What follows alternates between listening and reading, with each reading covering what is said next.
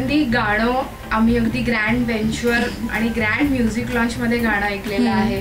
खूप साज शृंगारात गाण्यात लॉन्च झालेलं आहे. तर त्या लॉन्चबद्दल एक सांग आणि ह्या गाण्याबद्दल काय सांग? मला वाटतं अशा प्रकारचं म्युझिक लॉन्च मी आत्तापर्यंत कधीही एक्सपिरियन्स केलं नव्हतं. इतकं ग्रँड लेवलला सगळं होतं. लाईव्ह स्ट्रिंग्स, सारंगी, फ्लूट, पूर्ण पर्कशन्स, एवढा मोठा सेटअप आणि असा एक फ्लॉलेस परफॉर्मन्स होता तो, की प्रत्येकाची एंट्री एक्झिटपासनं सगळं. आणि म्हणजे first of all I feel very fortunate की I am part of Hridayantar आणि मी अशा प्लॅटफॉर्मवर अशा दिग्गजांसमोर हे परफॉर्म करू शकले. आणि of course thanks to Praful, thanks to Vikram sir, जे अशक्य होतं त्यांच्याशिवाय. आणि ऑफकोर्स द ऐश्वर्या राय, की जिच्या प्रेझेन्सनी आणि जिच्या असण्यानी इतकं म्हणजे 4 चांद लागणे म्हणजे काय हे आम्ही अनुभवलं आणि आम्हाला खूप स्पेशल झाला तो अख्खा दिवस. ऐश्वर्याने तुमच्या सर्वांची नावंही न चुकता अगदी घेतली. तो मोमेंट कसा? मी ऑलमोस्ट किंचाळले तिकडे. आणि मी खरंच म्हणजे देर इज अ व्हिडिओ की मी अशी बघते तिच्याकडे आणि मी किंचाळले आणि मला कळत नाही आहे की हे खरं आहे का. नंतर मी खूप इव्हन व्हिडिओ शोधले की मला जसं वाटलं आहे का की असं होऊन गेलं आहे आणि हे खरं झालं नाही आहे. बट मला वाटतं हे खूप महत्त्वाचं असतं आणि हे एक अप्रिसिएशन असतं की तिने अक्षरशः माझ्याकडे बघून माझं नाव घेणं हे सुद्धा खूप महत्त्वाचं होतं. मला आठवतं मी स्टेजवर आले आणि तिने असं नमस्कार केला मला. ऑल यू सिंगर्स, आनंदी, Swapnil, Janvi, Rohit and Rockini, thank you so much. You have sung beautifully for us this evening. मला वाटलं शिट आता मी शब्द विसरणार, आता मी सगळं पुढचं विसरणार. बट आय कुड परफॉर्म वेल आणि मजा आली. म्हणजे हे पण असतं ना की आपल्या ऑडियन्सवर सुद्धा आपलं परफॉर्मन्स अजून छान होण्याचा एक जो फॅक्टर असतो तो सुद्धा अनेकदा असा वर्क होतो. आनंदी, तुझं गाणं, तू गायलेलं गाणं कोणी कंपोज केलं आणि त्याचे लिरिक्स कोणी लिहिले? आपण यांना पाहिलेत का? प्रफुल्ल कार्लेकर आहे ते आणि very talented composer, very talented arranger आणि बरंच काही आहे. म्हणजे त्याची एक वेगळी प्रोफाईल आहे. त्यांनी कंपोज केलं, अरेंज केलं गाणं. आणि मंदार चोळकर यांची ही पहिलीच फिल्म आहे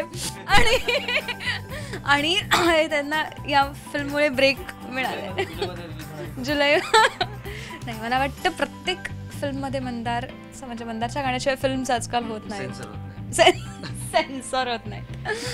तर पण मला असं सांगायला आवडेल की जशा काही जोड्या होऊन जातात आणि त्यांची कामं अजून एक त्यातला एक फॅक्टर छान होतो, तसं मंदार आणि प्रफुल्लचं आहे. मला वाटतं मी त्यांचं 3रं-4थं गाणं गाते या जोडीचं. आणि म्हणून दोघंही खूप चांगले मित्र आहेत आणि ते कामात सुद्धा जेव्हा रिफ्लेक्ट होते ती मैत्री आणि तो कम्फर्ट, खूप मजा येते काम करायला. गाण्याबद्दल काय सांगशील? हे गाणं कसं तुझ्यापर्यंत पोहोचलं किंवा विक्रम सर कसे तुझ्यापर्यंत पोहोचले आणि हे गाणं कसं बनलं? Actually thanks to Mandar. Actually त्यांनी माझं नाव तिकडे फॉरवर्ड केलं है ना.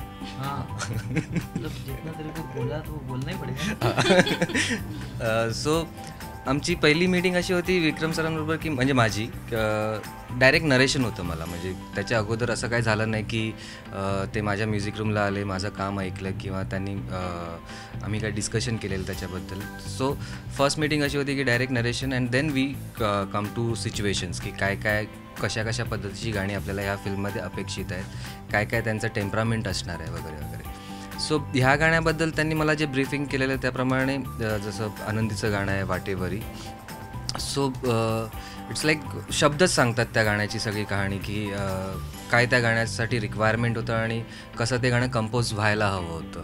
आणि त्यात विक्रम सरांचा फार मोठा हे आहे, इम्पॉर्टन्स हे आहे की त्यांचं गायडन्स जे आम्हाला वेळच्या वेळी मिळत होतं प्रत्येक स्टेजवरती, दॅट इज मोर इम्पॉर्टंट. कारण का आपला कॅप्टन ऑफ शिप जर कन्फर्म असेल की मला हे हवं आहे, मला हे नको हवं आहे, सो आपलं काम इझी होतं.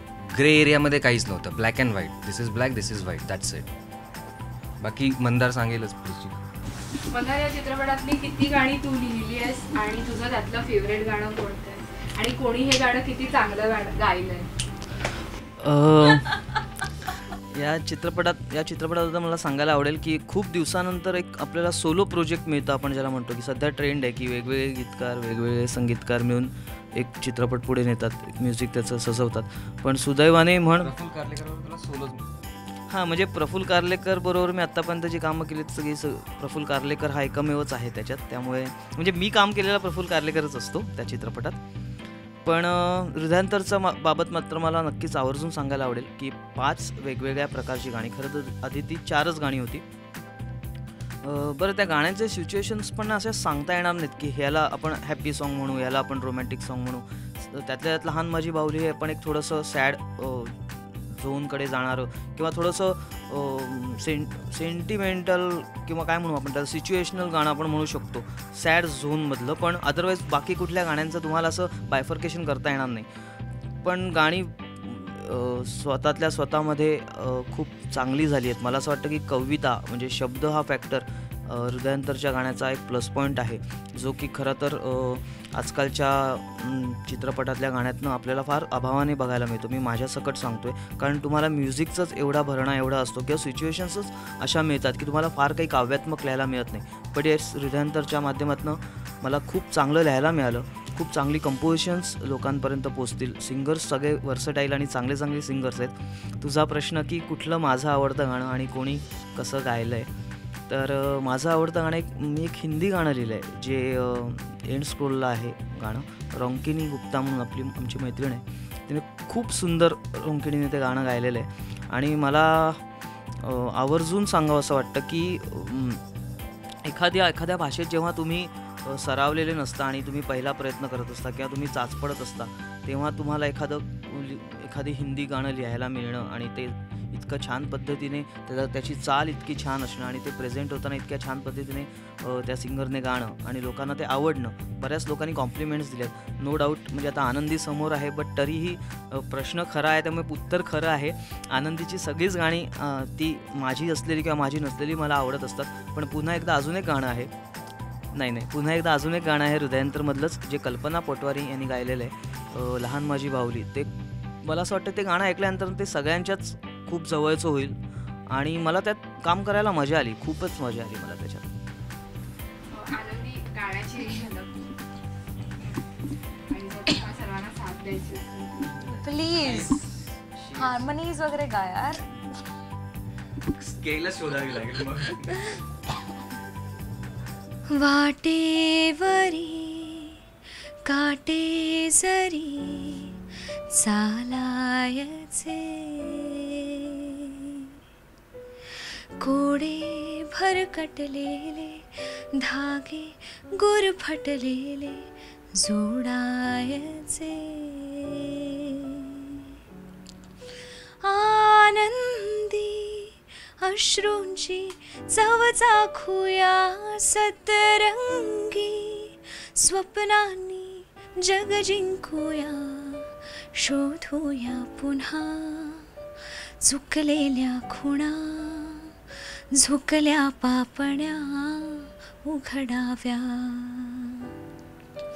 खोलताना कळ्या होती मोकळ्या, मिटल्या पाकळ्या उमलाव्या.